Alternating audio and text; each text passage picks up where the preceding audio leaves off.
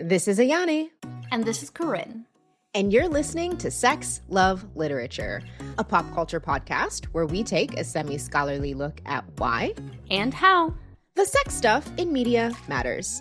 Joined once again by our younger siblings, Erin and Akinde, we dive right into Sarah J. Maas's A Court of Thorns and Roses and A Court of Mist and Fury spoilers in part 2 of our discussion. To kick things off, we start with our complicated feelings on main character Feyre.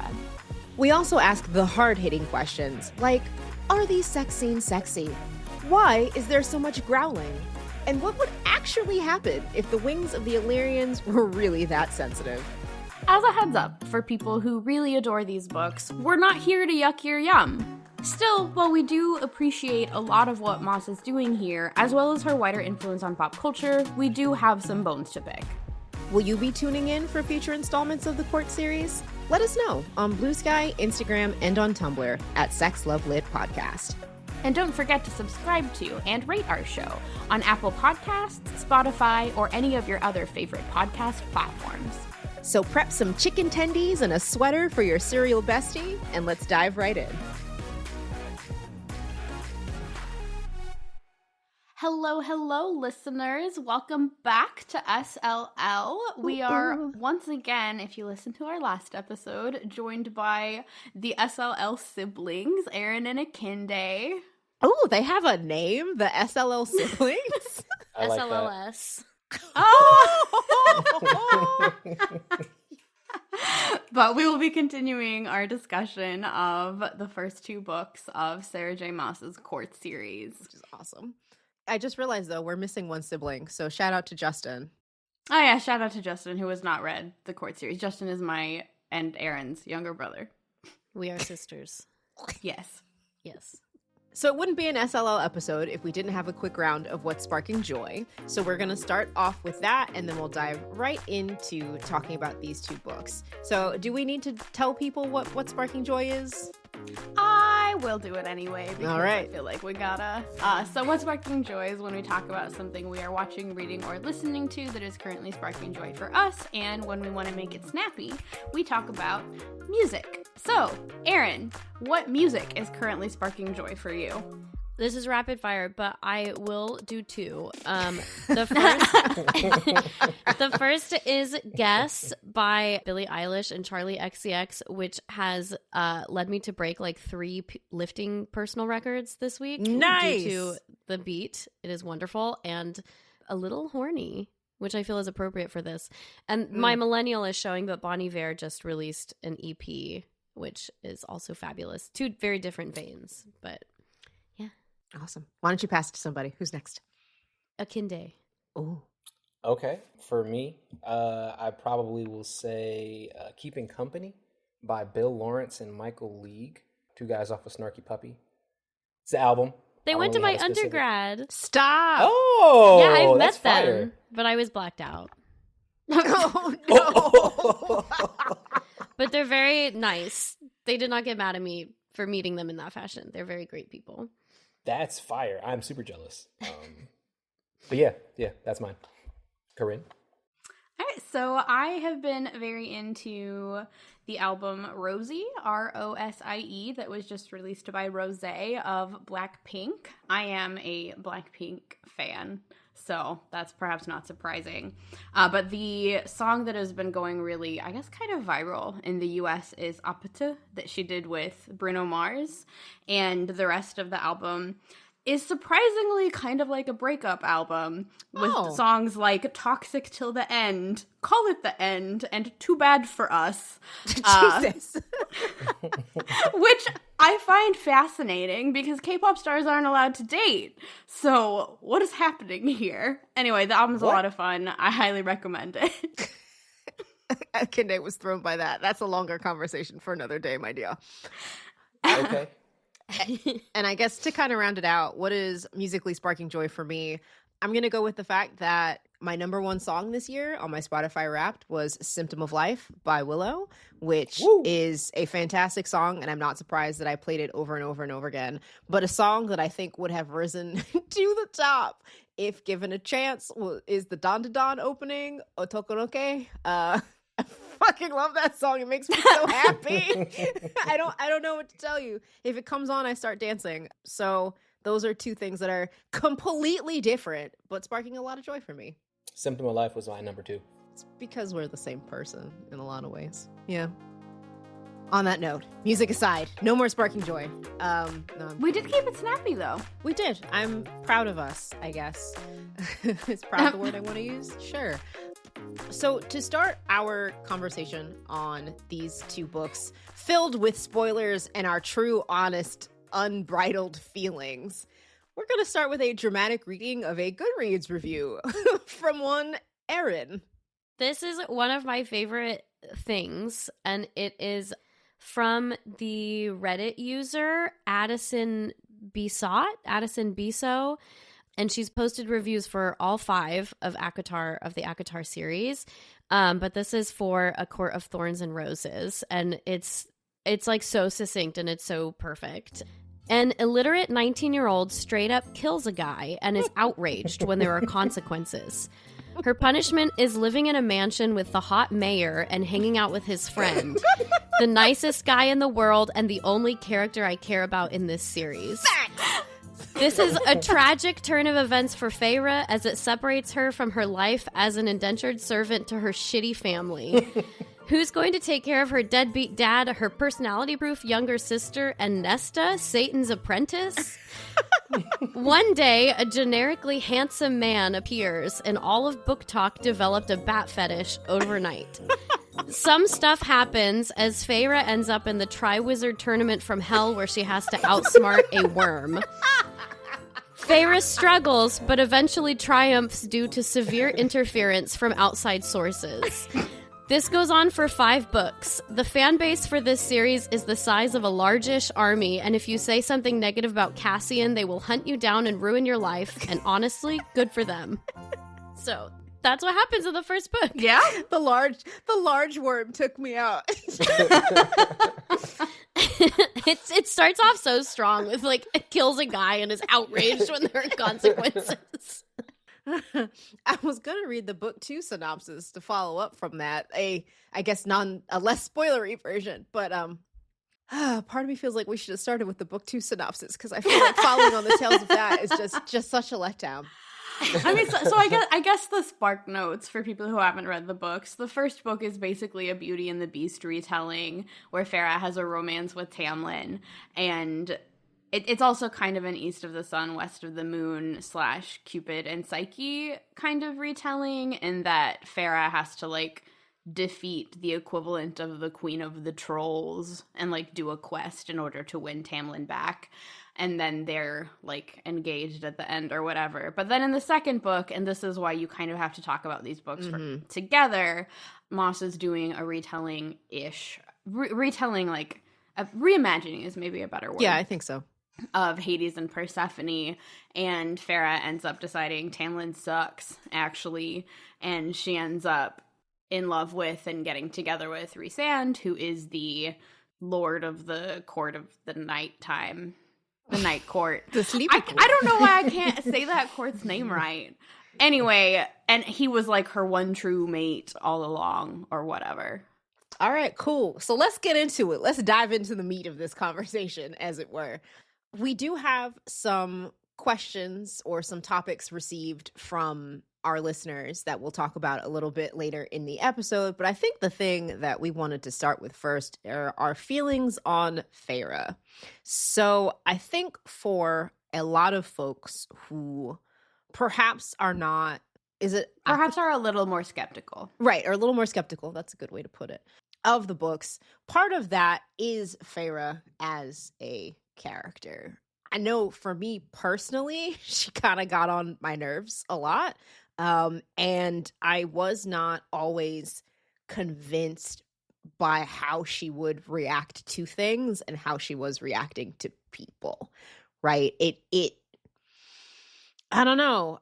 Sometimes her motivations, for somebody who they kept saying was so street smart, right, and was hunting and surviving in the wild, she did a lot of dumb shit. But I don't want to dominate this conversation. So thoughts on Feyre from the panel. I guess I can start. Yeah, I know you have feelings. So to start, I don't know if I have mentioned this, but I have not read the whole book. No. What? So just to let you guys know. But no, Feyre is the reason that I stopped reading the book. I literally could not get past the Colin Mai part because it was just like there was no reason at all for her to disobey any of the warnings that she was getting, and it was just entirely just unbridled petulance, and I couldn't handle her anymore. She was never what she was claimed to be of the street savvy or smart, like it was just she was just dumb through the whole thing. And that is my entire take of the whole book, and that's how I felt. It's like behavior and everything. Yeah, like her decision making is just poor. Mm-hmm. It's just, well, I think there's nothing wrong with a character having poor decision making. No. Like, that can be a convincing and compelling character trait. But when we are also being told that she's extremely smart and savvy and, good at survival and stuff like that, it's like, I don't believe you. Yeah, it also felt like she didn't learn from any of the decisions that she made. Mm-hmm. Like, it felt like she kept making the same mistakes over and over again, and then never made any types of improvements, which I think pushed me off the edge.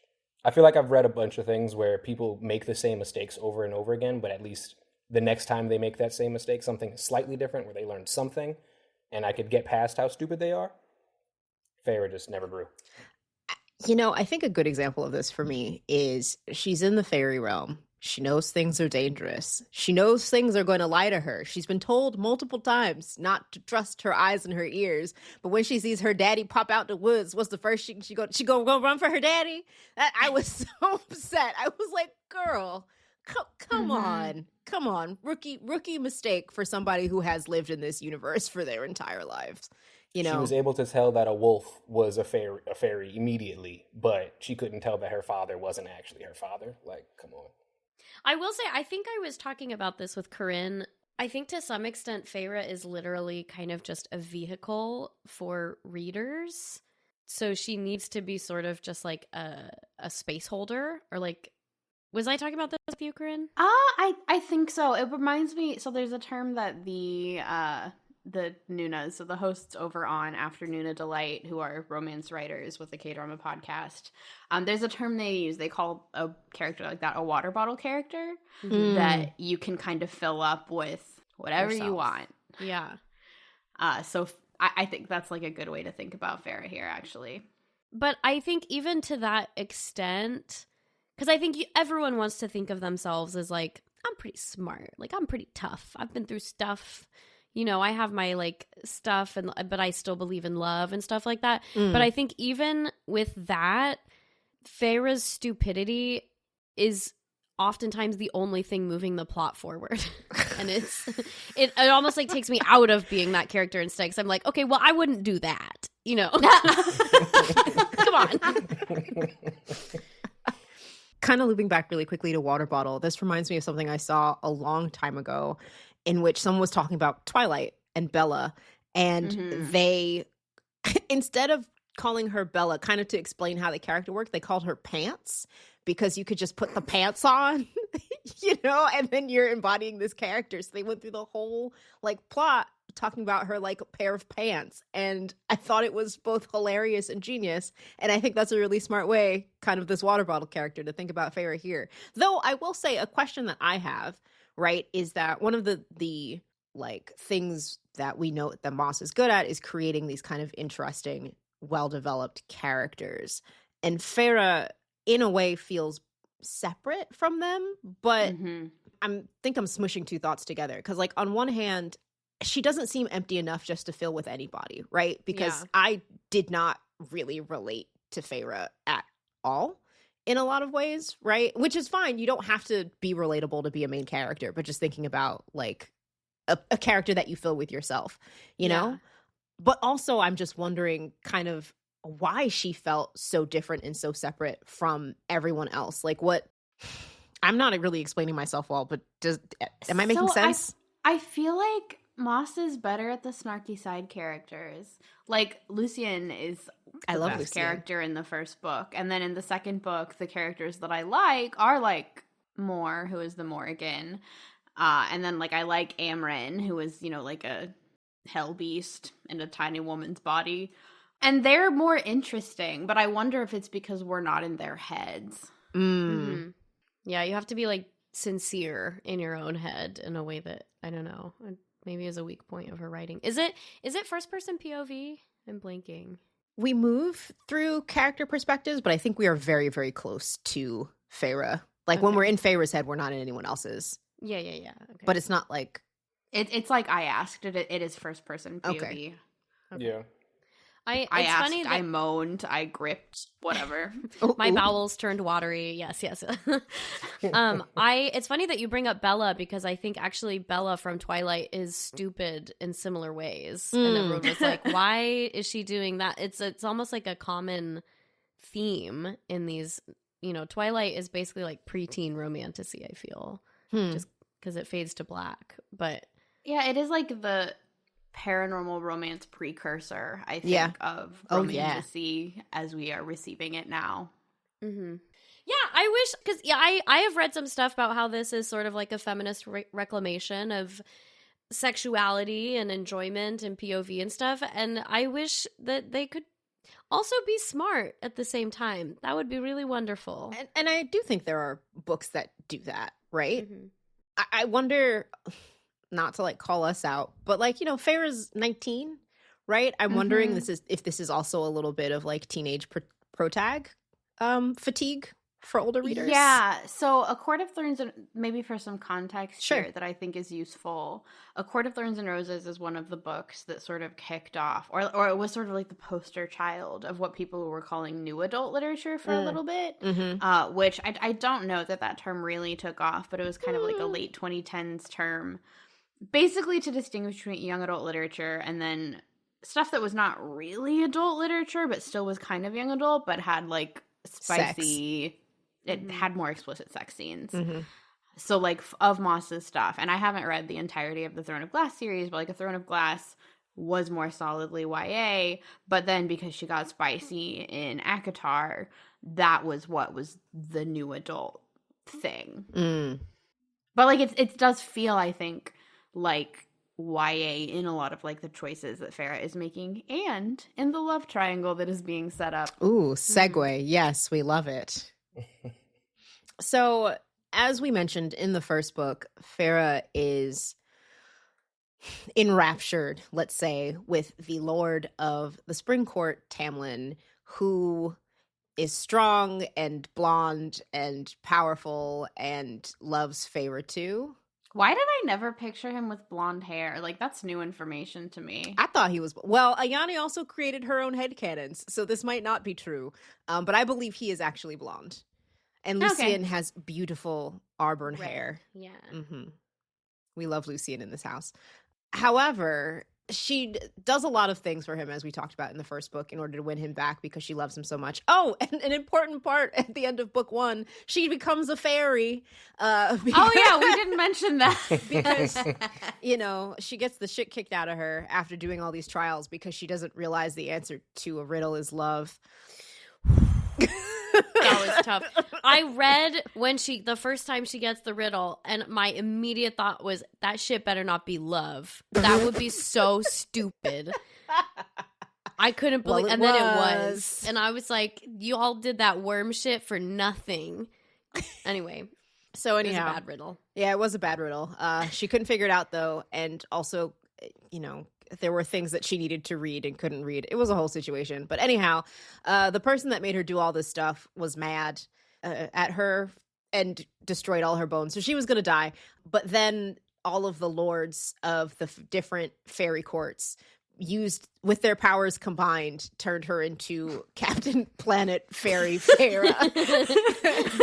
and now she's a fairy person in book 2, and she's learning about her body, and she's magical and powerful and all that kind of stuff. A lot of like power fantasy. It's a lot of power fantasy in this That book. actually is also Bella-esque. Yeah. A lot of Oh yeah, because Twilight Bella also parallels. becomes a vampire, right? When Yeah. she After her spine breaking. Oh yeah, you gotta break some bones if you want to be magic. Is what I'm learning. And since I've never broken a bone, that's why I never got my powers, I guess. But in the second book, Feyre begins to develop a relationship with Rhys, Yeah. who we think is like mean and evil and terrible in the first book. It's still hot though. Honestly, he was hotter when he was mean and evil and terrible. I think you just got to maintain a little. But you're in a mode right now with that K drama you're watching. That's true. I'm here for the red flag heroes right now. Yeah, she's like, if he doesn't stomp on my dreams, I don't want him. But over the course of the second book, we learned that a lot of the things that he's doing is to protect this special magical land of his that is actually not a place of terrors and evil, but is beautiful and filled with art. So Feyre's like, well, maybe he's not that bad of a guy after all, and we should love each other. Yeah, maybe he's not evil incarnate, and maybe has in fact rescued me from Tamlin, who sucks. Yeah. So would you even call it a love triangle though? Because she's kind of like, I actually like Rhys now, and Tamlin sends him a note, don't follow me, I'm fine, which of course he will respect. But yeah, would you call it a love triangle, really? So I don't think it is a love triangle in the sense that Feyre really feels like she's going to choose, like she's facing this tough dilemma between the two, and polyamory is the answer.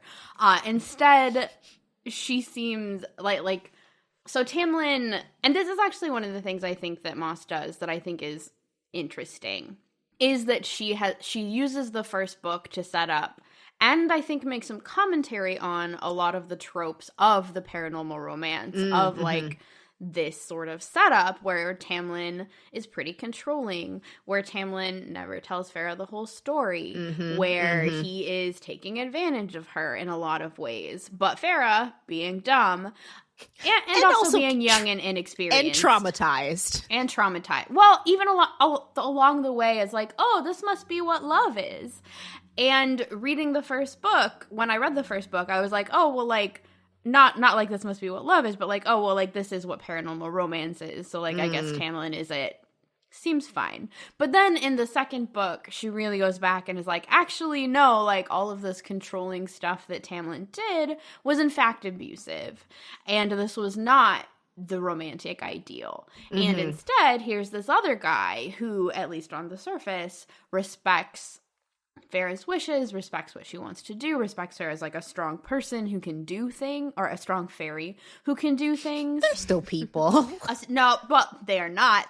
This is one of the things I hate about the books, is they refer to people as males and females, and like, he's such a strong male, and I hate it. I hate it so much. I hate it whenever she refers to people as like, that male, the best male. I hate it. Males just gotta behave like that, you know.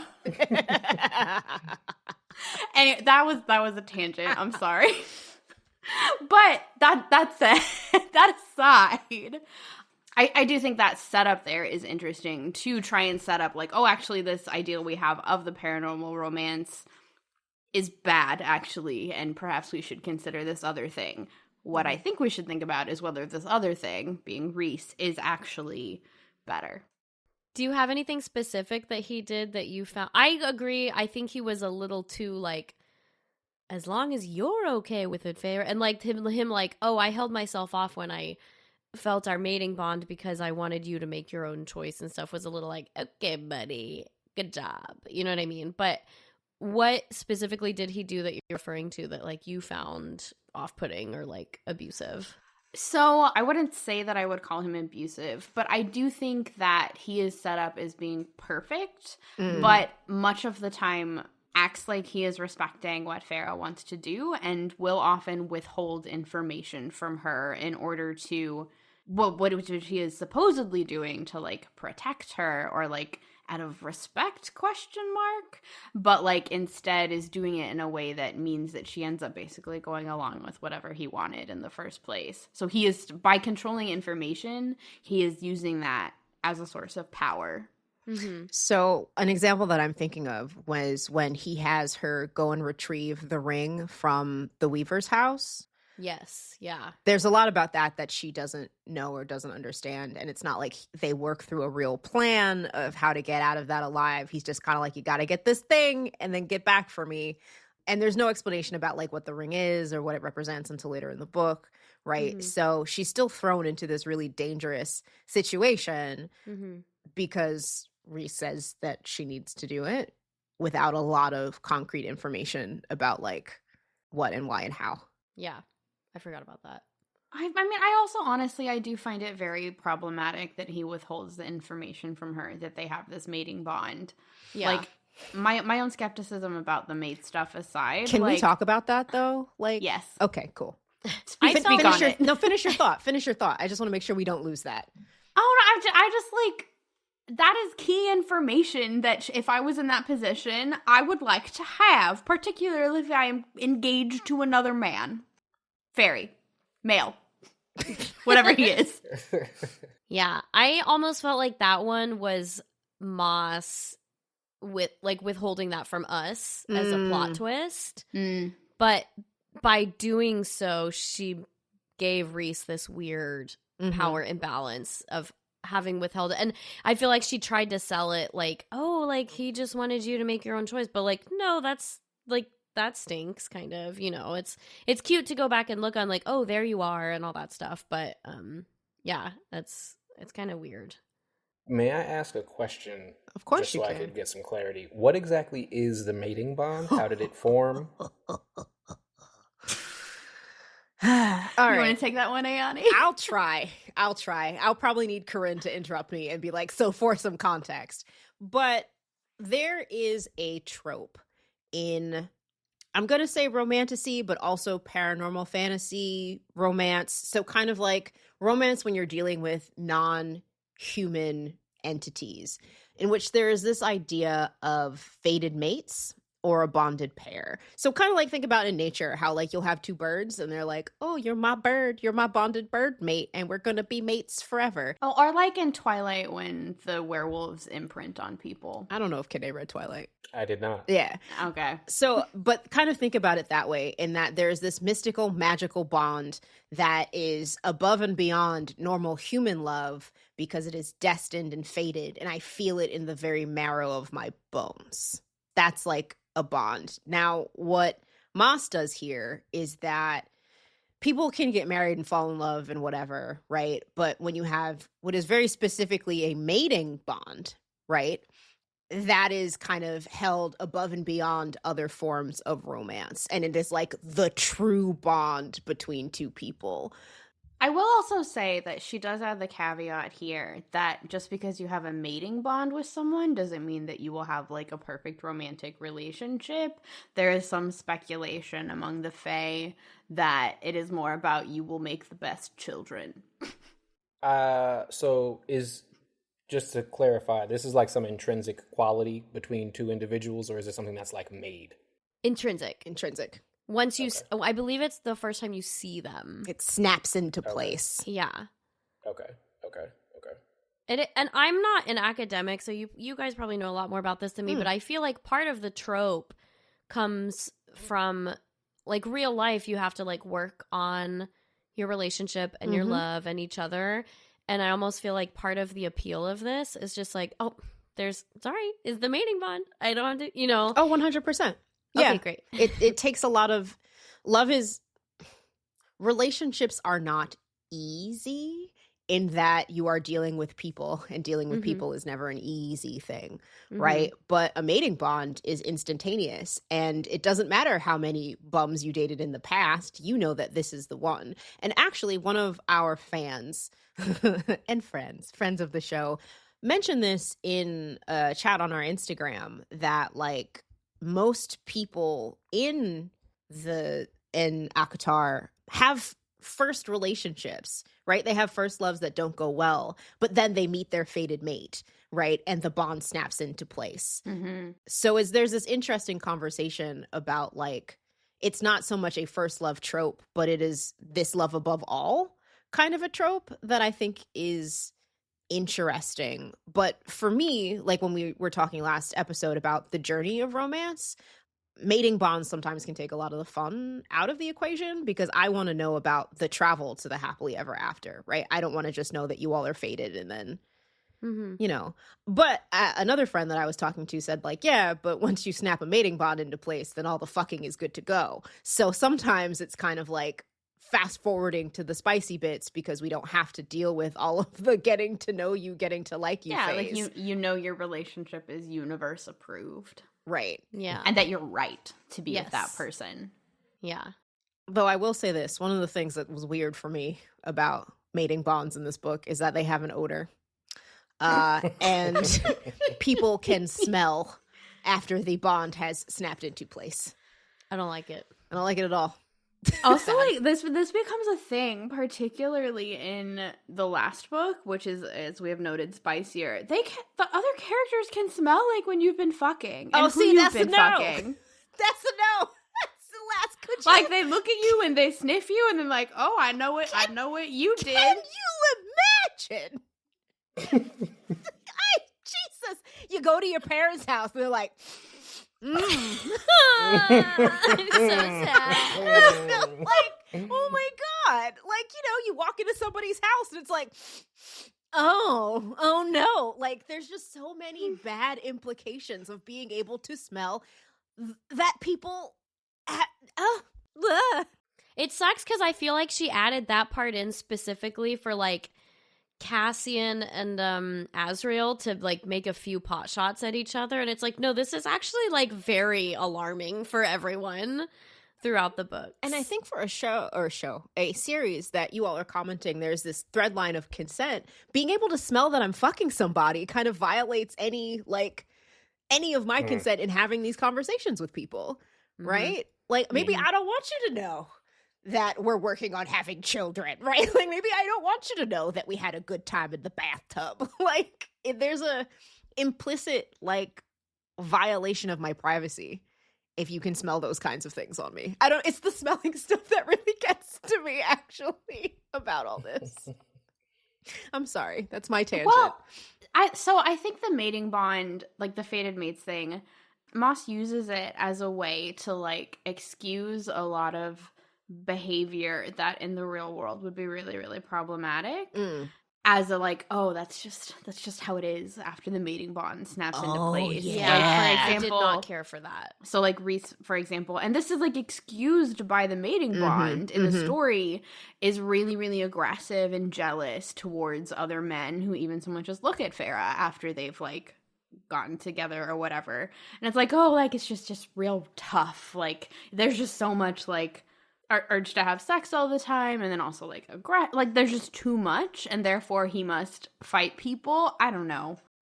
And the thing about it too is that it's just the men. Women don't have this reaction to the mating bond. Men do. So after the mating bond snaps into place, men get aggressive and will fight other men, and this is just the way that things work. You are making a face. No, it's just interesting. It's just interesting that this is I haven't gotten that far, so it was just like I think we know that. I had to say it. Yeah, it's just surprising but unsurprising. I don't really have much to say about it though. It was just an interesting tidbit. I will say I do sort of understand the fantasy of that a little bit, and like wanting to have that particular kind of fantasy. Again, as someone who is currently in a phase of preferring red flag male leads in my fiction, but just like the way the series excuses it. It's like, oh, like it's just the bond, like it's fine. I think I don't like about that. It's like this pretense that this is like green flag man behavior. In this society, is after allegedly being like, he's the right one, he's the good one, like he's still like doing this. I'd love to segue, if we're talking about weird fairy shit, into the Kalanmai festival. Oh, let's do it. Which I thought was also really just like odd and oddly placed, and Feyre just wandered around stupidly. Would you like to give us some context about what that is, Erin? The Fairy Fuck Festival? Yes. Yeah, that. I'm so where sad Tamlin has to fuck. It's the law. Yeah, that one. It just felt really like shoehorned in. Like maybe she needed like Tamlin to have this first romance idea, or she needed him to be a sexual being, or she needed Feyre to experience jealousy. But I kind of did not buy them being like, and then he has to go into a cave and he has to fuck someone, and that's the law. That's how we've always done it. I didn't buy it. It was weird. For context, this is in the first book during the like Feyre Tamlin romance storyline. Yeah.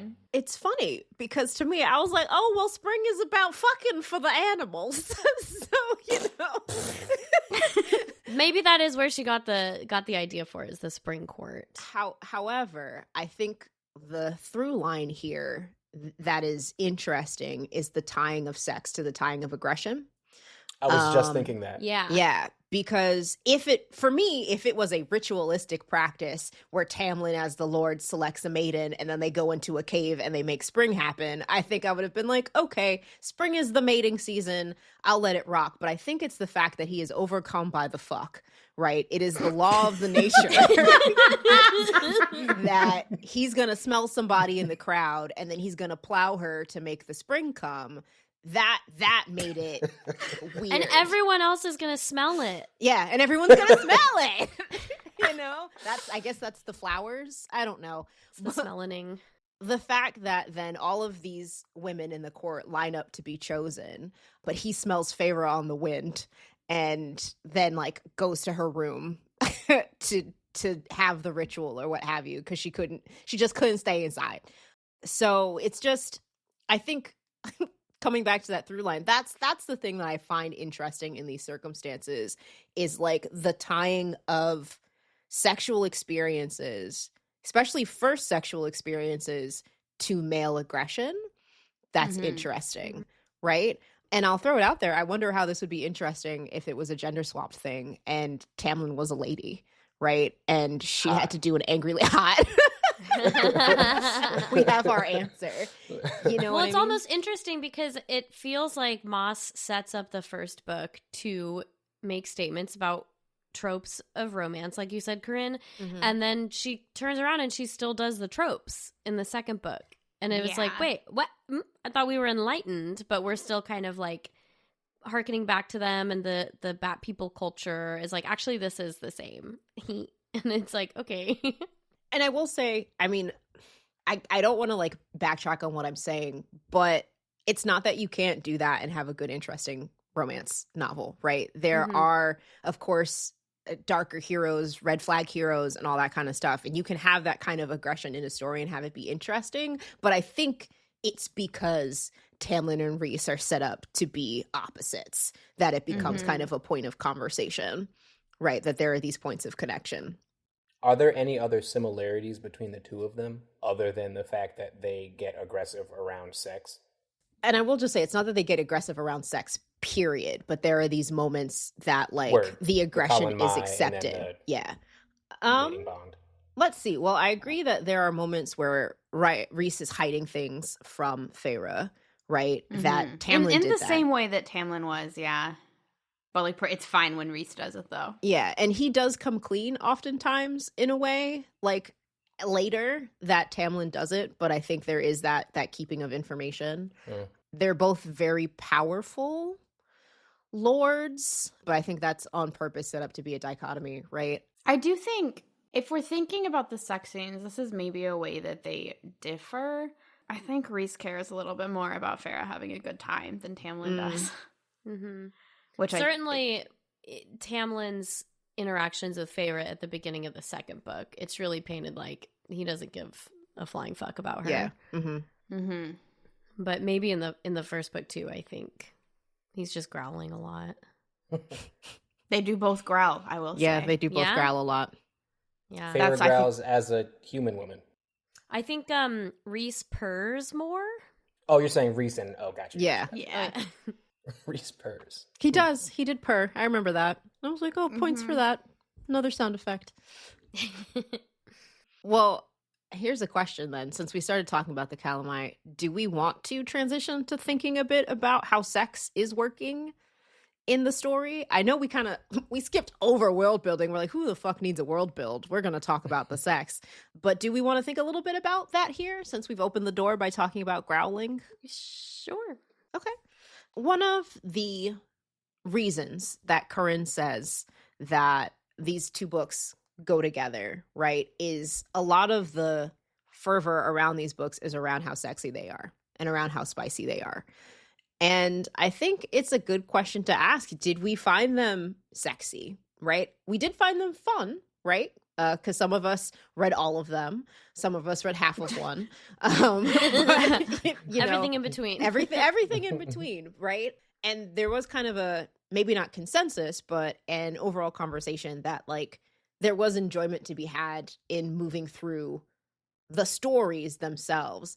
But did we find them to be sexy?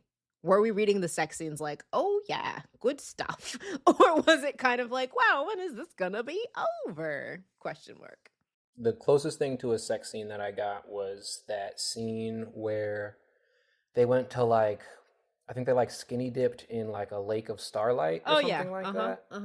And I was expecting it to actually get sexy because of everything that I had heard about the book, but it didn't. So no, I did not say that it was sexy.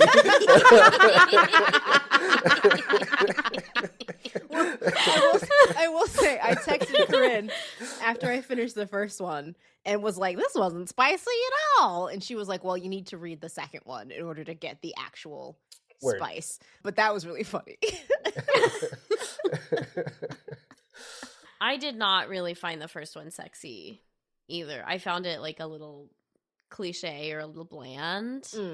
I thought the second one, if you think of both books as build up to the sex scene in the second one, that's a lot of build up. I thought it was like pretty successfully done with that little, what's that little like cabin attic that they're in, and they're like attic.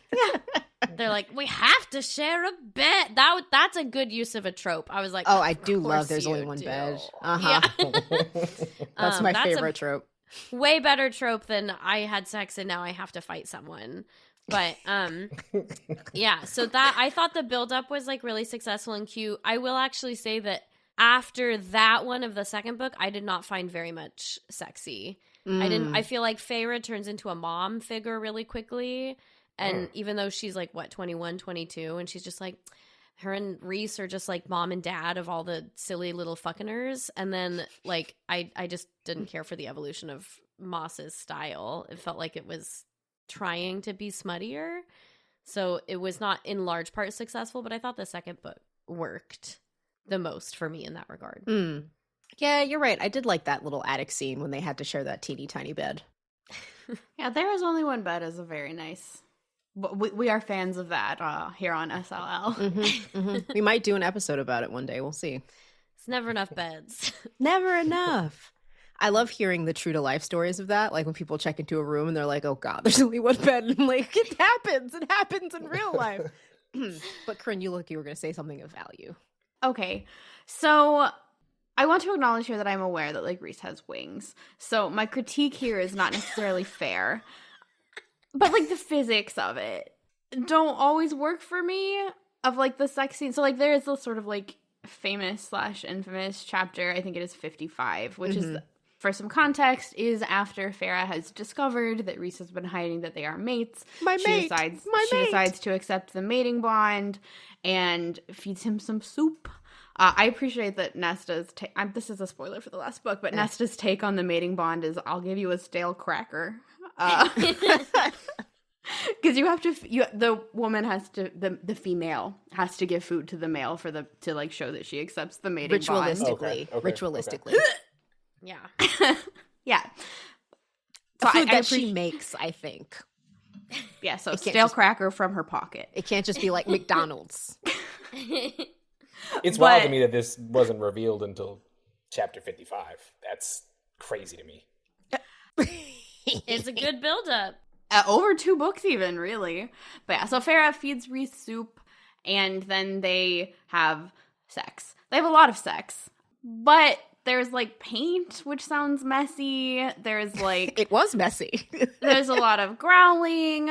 Also, like, I really hate that kind of the way she ends up describing, this is very explicit of me, but the way she ends up like describing like peak sexual experience is like the mating bond shining brightly. That's not hot. I mean, technically things that shine brightly often are emitting some kind of a heat source, so Boo you, woman. I also would like to state that I do not find sexy that whole thing about touching like the inside of the wing. Oh, the wing is, like, membrane. the ultra clitoris. I could really do without that. Actually, real quick, because that man be flying, right? And wind touches his wings, right? They're It's just like out. flying across the sky, coming explosively. I can't. Like, I don't like all the guys having a super clit. I need them to not. In the night court, it rains white. That's why they have to keep it a secret.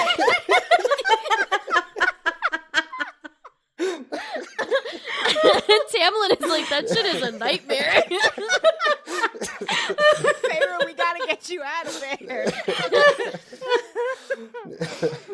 But yeah, I think man. that is probably a really classic facet of like paranormal or like monster romance, is that they have super monster bodies, but that really did not do it for me and continues to not do it for me as the books progress. It becomes more important as the books progress. More important and more ridiculous. Yes. His wing clitorises become more important? They Are we become gonna more call them- central. We're gonna call them wing clitorises. Is this the decided term? This is a good way to get us suppressed on social media. Oh God. Just in defense of magical bodies, I do think there is something to be said for when creators are imagining sex with non-human beings, the way that these bodies can come into play.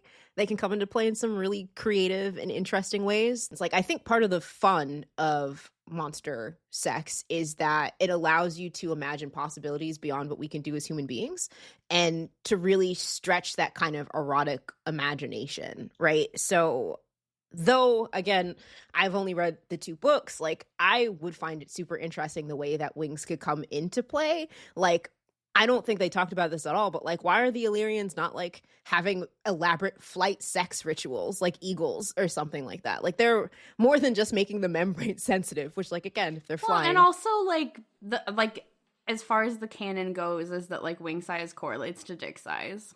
Mm-hmm. Mm-hmm. Which, like, fine, I guess, but That's just good old-fashioned fun. Ha ha ha. But I just feel like there are really interesting things you can do with non-human bodies that I wish I saw more of here. Like, it felt like very human sex in a way that I was expecting it not to, right? And it's not, I mean, it's not that fairies are completely non-human, but they look different, right? Their bodies are a little elongated. They're stronger than we are. So there wasn't any, it felt like, and y'all can let me know if this happens later, but like, it felt like the kind of sex that human beings could have, right? I do think there is a little bit more play with, like, having sex in the air in the last book. Mm. Like, I believe the implication is that Feyre and Rhys, spoiler, that Feyre gets pregnant when they're having sex when they both have wings and they're flying. And I think there's also some with, like, Cassian and Nesta maybe as well, doing some stuff that's a little more racy and less human. But it is still, like... Good.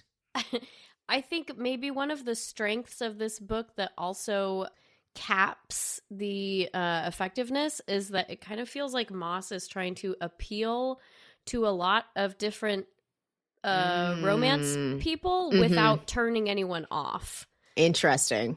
So I like you get your classic old school period romance lover in Tamlin. You get like the edgy bad guy in Rhys. You get like loving equal partner in Rhys, allegedly.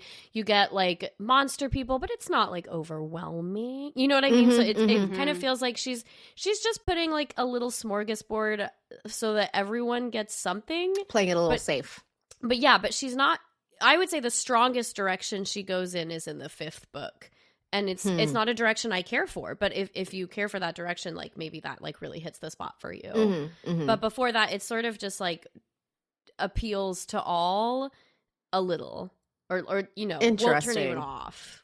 I do think thinking about that and the almost YA tendencies of the first 2 to 3 books is that she is Maas is a little bit hand wavy about what exactly is going where when, and uses a lot of like very symbolic metaphorical language in a way that it's like I can definitely tell that Feyre is orgasming, but like I don't really know why and like what sequence led to that in a way that I think is interesting. A Notebook style orgasm where it's like under 30 seconds of penetration and you're like, all right, go off, girl. But like nothing happened, Yeah, and she does use, I was actually scrolling through chapter 55, and one of the phrases that she uses is apex of my thighs.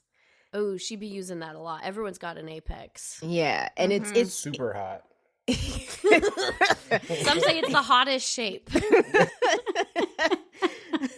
But it's interesting in a scene that is an explicit sex scene to use like euphemisms like that, As much as we're coming for this sex scene in whatever way we are. So Sarah J. Maas is one of the top 10 most banned authors now because of these books. Yeah. Banned? Yeah, like these books are regularly challenged and banned from high school. I don't think they should be in middle school libraries, if I'm being perfectly honest. But from high school libraries and from public libraries. Interesante. Because of these sex scenes. I assume that's the reason.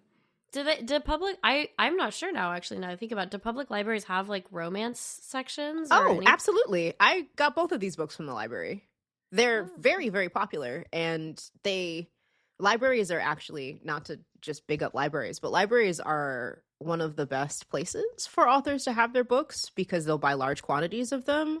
And then there's a lot of circulation, and when they circulate they'll buy more. So like there's at least 55 copies of A Court of Thorns and Roses circulating in our library system.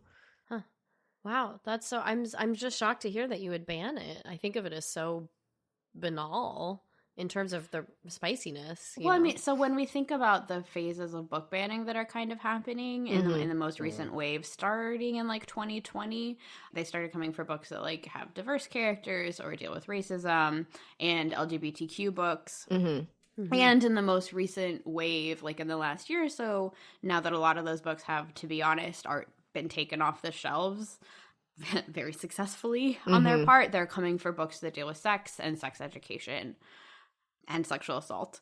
So like they are coming for romance. Wow. And books for women that show women having pleasure, a good time having sex. Yeah, having pleasure. Not to turn things serious, but that was a bummer.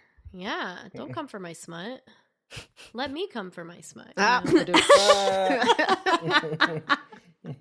Well done. But no, I think that's an excellent point. And again, like, I know we said this in the first episode, but I'll say it here. Even though we have our qualms, we don't want to yuck anybody's yum. And if this is like your favorite book in the world, that's totally 100% fine. Like, no judgment whatsoever. And I think, kind of running with this train of thought, it's important to have these kind of texts around because, for some people, they might not really think about women's pleasure all the time. And to read a book like this can be empowering and exciting in a lot of different ways.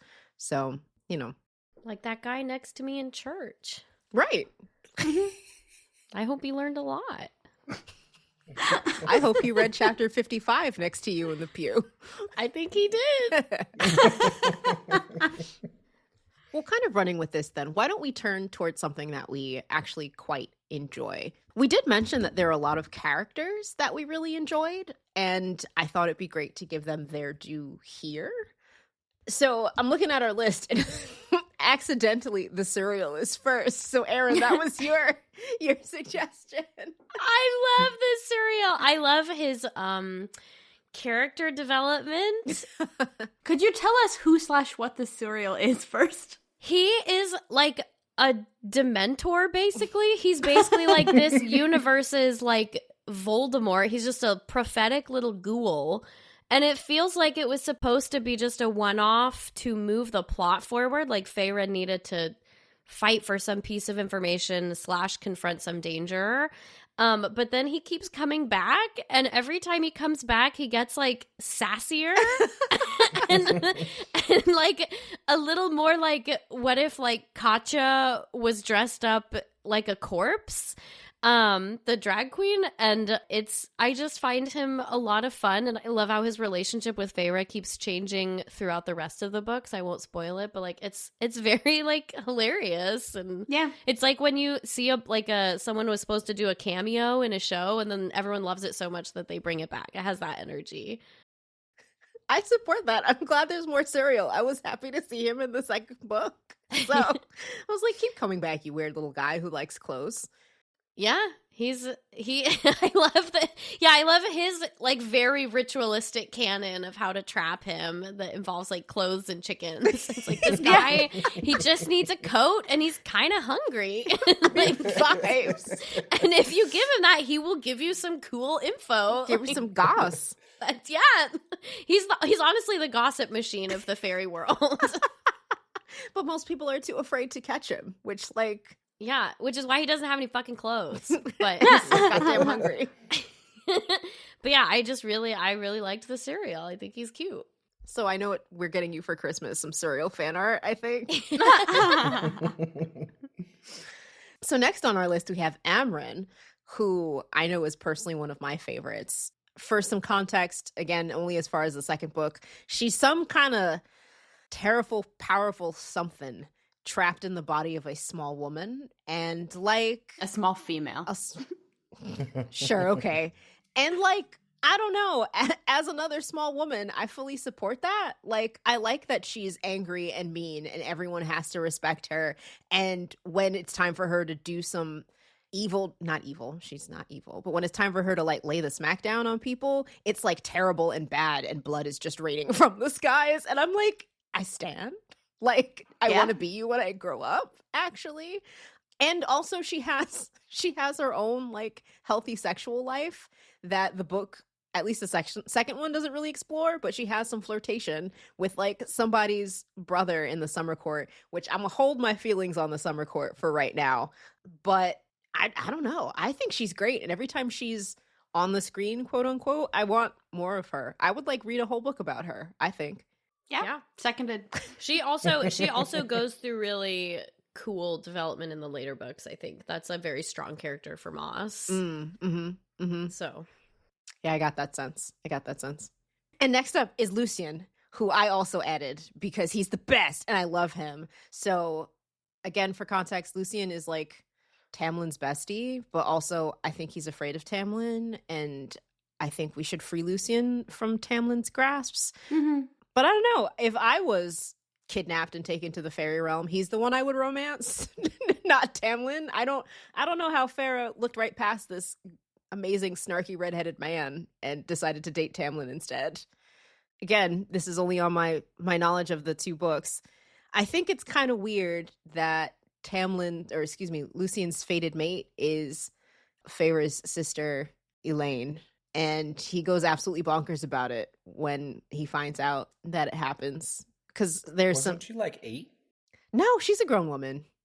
Oh, okay. Yeah, Feyre is, I think, the youngest. They're Okay, all facts. mysteriously over 18, but not much older than that. And I guess, spoiler context here, Nesta and Elaine, Feyre's sisters, get dunked into magical water against their will in an evil man's castle and turned into fairies towards the end of book 2, which was sad. I'm sorry that happened to them. But when that happened and then Lucien locked eyes with Elaine, he knew that was his mate, because that's how these mating bonds work. She didn't even make food for him. It was crazy. Yeah, right? Well, she hasn't accepted the bond, you see. Oh, that's the acceptance. Yeah, this was him just, it snapping into place, during one of the most traumatic moments of her life. Classic. Love that. But I really enjoyed Lucien in the first book. I thought he was a lot of fun, and I appreciated his dynamic with Feyre, how he kind of like would fuck with her, and, but they developed this kind of friendship. So I don't know. I've just been yelling justice for Lucien the entire time I read the second book. There wasn't enough of him, and he's just so tied to Tamlin, who's a terrible guy at this point. I mean, so I will say one of the reasons I'm likely to tune back in for another book is like I'm waiting for Lucien's book. Like it's happening. Like that's certainly going to be a thing that happens. So, but you told me I couldn't skip the other ones and just read Lucien's. Sorry. I'm curious about his function at the beginning of the first book. Like, just Tamlin's bestie. It feels like Maas is just trying to be like, every fairy guy is this good. But then she accidentally makes him way better than Tamlin. Mm-hmm. And he's the one actually helping her under the mountain. And he's so much like snarkier and less patriarchal. And it's I don't know, it's kind of like interesting that this like maybe like side character is like, actually I'm more interested in him. I'd like to know about that. She's better at the side characters than the mains. Yeah, and you know what's funny is because both him and Rhys have these like sad backstories, right? And I'm a lot more compelled by Lucien's sad backstory than I am Rhys's. So yeah, I think you're right, Corinne. Anyhow, justice for Lucien. Maybe I'll read his book when it comes out. Are there any other characters that we wanted to highlight as ones that we particularly enjoy?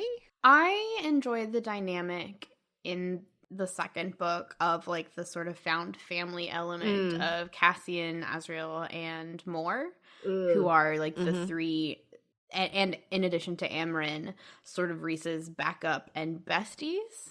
And Cassian and Azriel are two other Illyrians, so like the bat fairies. And then Mor is a riff on the Morrigan, who is like a death goddess, I think, or like the goddess of crows. Oh, yeah.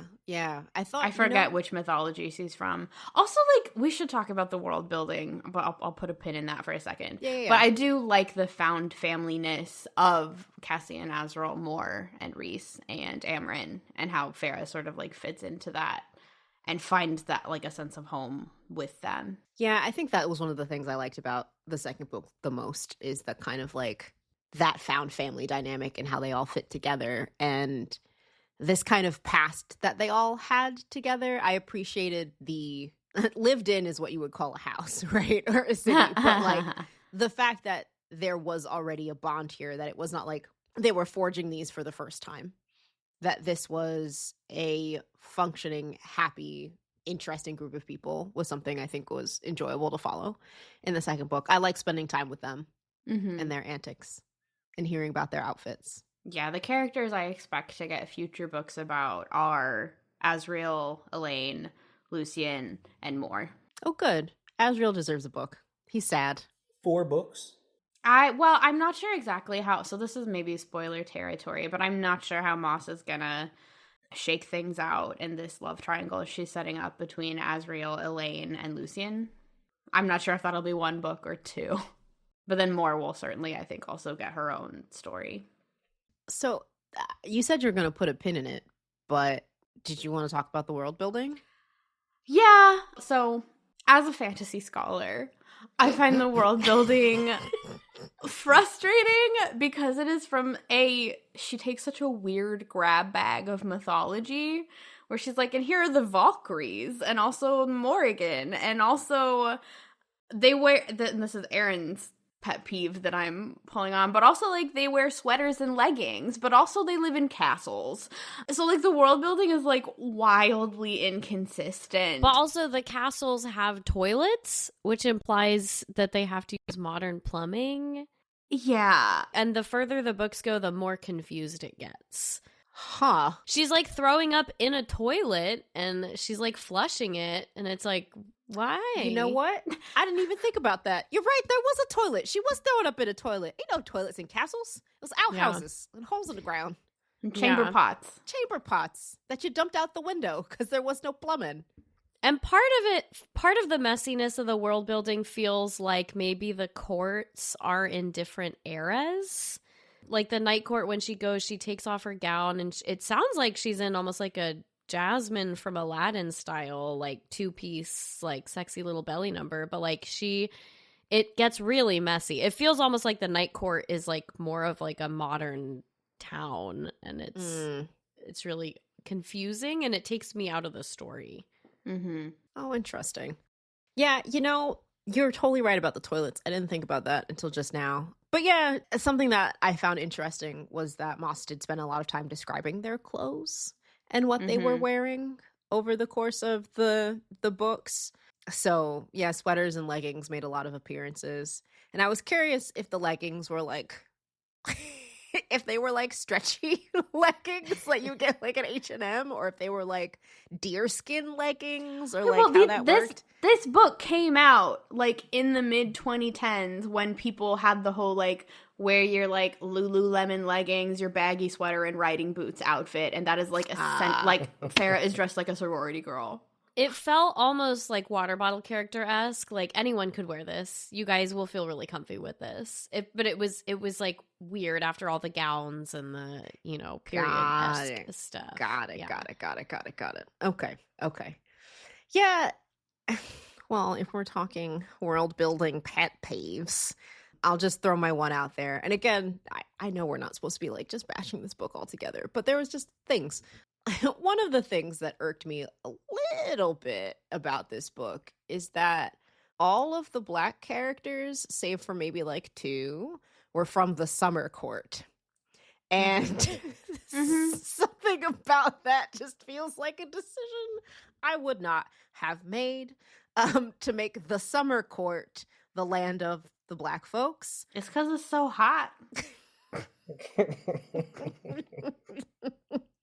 That's what the melanin is for. It's for protection from the summer court sun.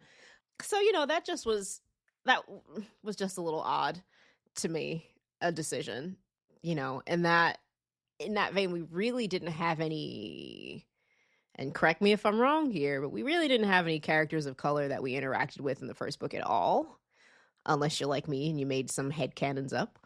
That's what I did. And I don't think we really... Because she's also quite descriptive about, like, people's skin complexion. Mm-hmm. And I don't think we had really any characters of color until book 2. I think she does get better and better as the world expands in the later books. So I will also say these books were coming out. So, and this is, again, not a pass, but maybe some contextualization. They were coming out around the time of, like, the We Need Diverse Books movement and, like, that organization being founded, where there was sort of a concerted shift from I won't say what color their skin is and you can imagine what you want, but really then everyone assumes white, to a like, no, like just say it, like you need to like write into your world what people are and how people look in a way that's not leaving it to like assumed whiteness. So like I think you see that a little bit as the books go on because they were being published like alongside those conversations happening. And this is why context is important, right? Because no matter what was it the new historicists that are like, just look at the book. It's like, the time periods that these things come out didn't matter. Sorry, new historicists. Well, thank you for that context, Corinne. So this has been such a fun discussion. I'm really glad, Erin and Akinde, that y'all were on the show because, like, I feel like I burned a lot of calories laughing and I'm going to sleep well tonight. So to kind of close out our conversation, why don't we look at some of the, quote, most common phrases used in these books? Erin sent us a link from Reddit where folks, like, kind of gathered phrases from ACOTAR that Maas likes to repeat. And it sounded like Erin had a few favorites that she wanted to bring to the conversation. I know there's one for me that I'm looking at right now and I was like, oh yeah, I didn't quite understand what that was supposed to be, but I'll let you go first. You actually should start because I just tried to organically find the same thread and I found a different thread of overused phrases that annoy people. So we have double the field, but go ahead. Go So begin. the one that would always tickle me is that so-and-so gave someone a vulgar gesture. And I was like, so is that flipping somebody off? Or is it a magical vulgar gesture from this world that we don't know what it is?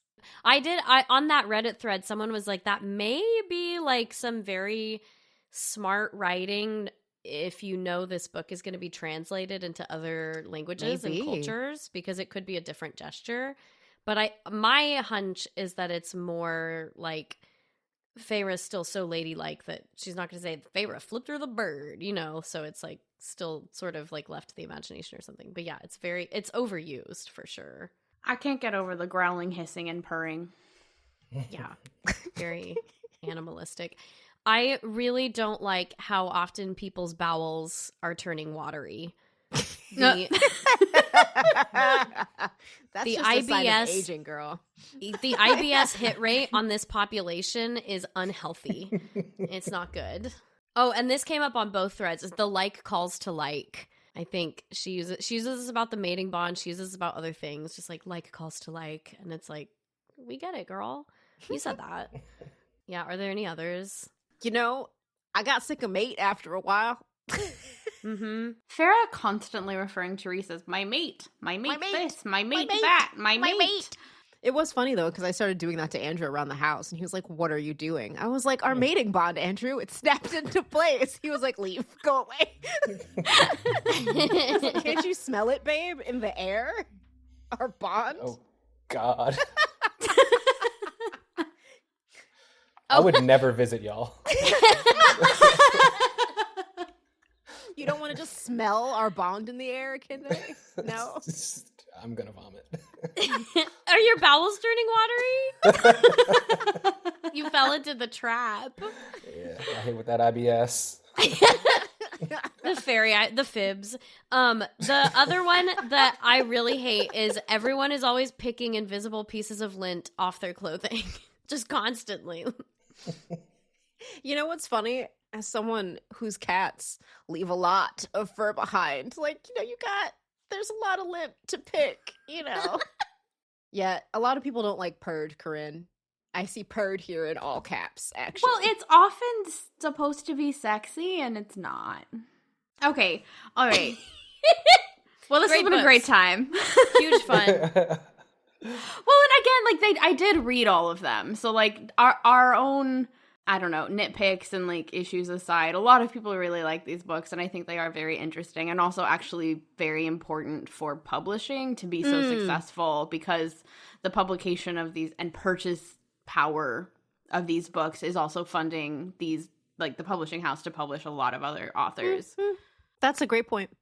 Yeah, Word. I mean, there are some things that perhaps are fun to love to hate, right? But that doesn't mean that we ignore the value that they're bringing, both as a community building tool, but also in legitimizing a genre that has often been delegitimized because of the audience that it appeals to. So we could have fun screaming about mating bonds all we want, but that doesn't mean that Akhtar is not an important series that we're glad exists. Kende just won't read it, though. I will not. Well, that feels like a good place to kind of round out this episode. I think this has been a lot of fun, and I'm really happy that we were joined by our SILs, our SLLSs. So what we normally do at the end of an episode is we give guests a chance to let people know where they can find them on the World Wide Webs. Some guests are like, you can find me in your dreams, and some guests like to give detailed information. So would either of you like to tell folks where they can find you and all the cool stuff that you do? You can't find me. It's like, yeah, I'm not even in your dreams. I just got on Blue Sky, and my Instagram is the same handle as Erin Tor, like a centaur. It's from when I was a sophomore in high school, and I won't be updating it. So that's spelled ERINTAUR. Yeah, or singing in churches in Boston, if that is your jam and your location. Oh, well, you know, if you find Erin in church and you listen to this episode, you can be like, oh my gosh, I think you have such a wonderful voice, both singing and talking on the podcast. Hopefully. Well, excellent. And you can find us as Corinne mentioned last time, wherever you get your favorite podcasts, however you're listening to us right now. But we are also on Blue Sky, Instagram, and Tumblr at Sex Love Lit Podcast. And you can find our website, which lists all of our episodes, and you can read episode descriptions and things like that at sexlovelitpodcast.com. Do we want to tell the folks what we have coming up in the future? Come find us in the year of our Lord 2025 when we will start out January with our pop culture roundup for the previous year. Oh, yes. I love doing those episodes. That was actually our most popular episode last year, according to Spotify. So come hear us talk about the things that made us laugh and cry in 2024. Mm-hmm. You can also find us in 2025 live at 2 different romance author events. You can find us in April at Romance in CNY and in July at Romanticon. We're really excited to be doing in-person podcasting for the first time. We're going to be recording episodes that you will then hear across your favorite podcast platforms, but we'll be doing them with live audiences, which is an exciting first for us. So you can find more about tickets for those events and where they take place at the links I'll place in the show notes, and we hope to see you there. And thanks again to our siblings for joining us. Yes, you guys are amazing. Thank you for having us. So this has been Sex Love Literature. We're so glad you listened, and we'll see you next time. Bye!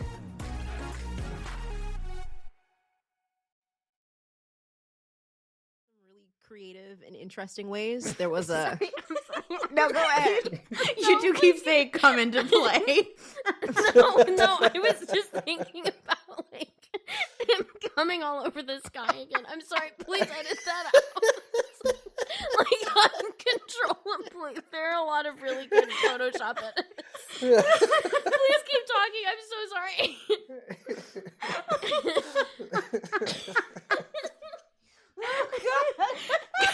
You've driven Ayani off screen. I have to mute myself every time I think about you fucking saying in the night court it rains white.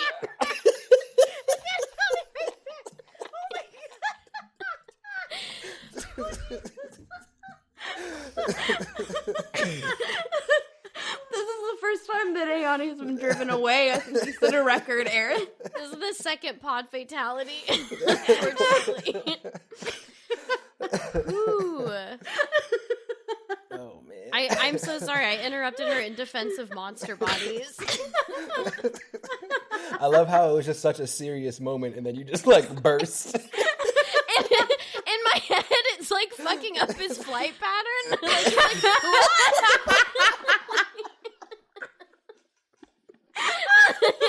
But like they can't.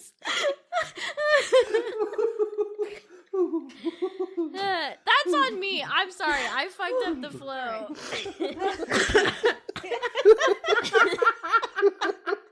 Y'all are still laughing. I'm very sorry. I'm very sorry. That is my exact brand of humor. That's on me. Fucking up the flight pattern, guys.